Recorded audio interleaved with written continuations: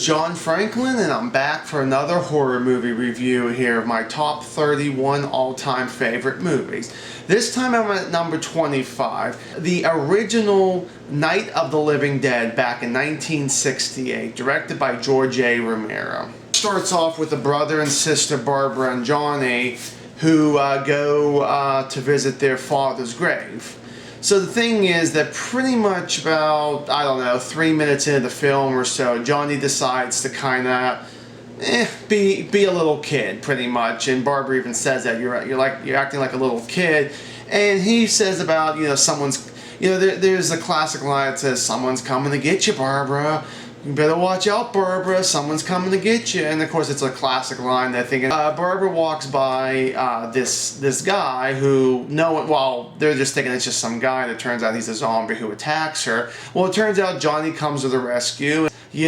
So Barbara eventually escapes. She ends up at a farmhouse. She hides from this one guy, one zombie. Well, it turns out she looks out the window at one point, and here comes like another like 2 or 3 more.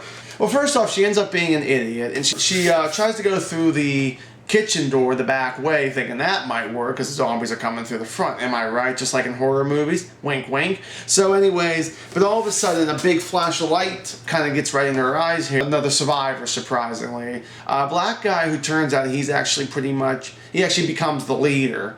So, well, you think at first it's just him and her. Pretty much a family and another couple down in the basement. So they finally come up. The mother and dad have a really sick daughter. So unfortunately, the mother really didn't want to leave her side. Well, it turns out that they're boarding the house up, and they're doing whatever they can. Well, eventually the zombies pretty much get in. They fight the best way they can, but unfortunately, they really don't win on their own. Pretty much. I mean, you're talking about what, a little over a handful of people. And of course you're not going to survive if you got like 50, 60 zombies around the house pretty much. I kind of liked the way Romero did it, because this was one of the very first really good zombie films. And the thing was that they would actually show people where they would look still normal. But it turns out that they just died, so they wasn't in the ground. They wouldn't be decayed that much or anything. Some of them they would show like around the mouth and maybe their cheek and all that. Like you can kind of tell it's all makeup and stuff, but you can tell it's like boils or whatever around someone's face. It was directed well. The acting probably could have been a lot better with some of the people. The character Barbara, after she was pretty much in shock with the zombies, she really didn't talk too much in the film. And I'm thinking, she's really kind of the main character here. Well, I guess her and the black guy. Unfortunately, I don't really remember too many people having like names in there. Somehow I just remember Barbara and Johnny. But and of course she'd mention him, and just like I said, sometimes with her acting, it was like,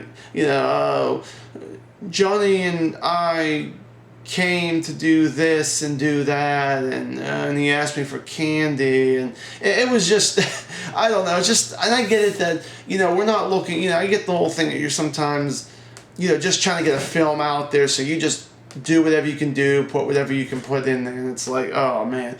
25, Night of the Living Dead. I will see you guys back here tomorrow for number 24.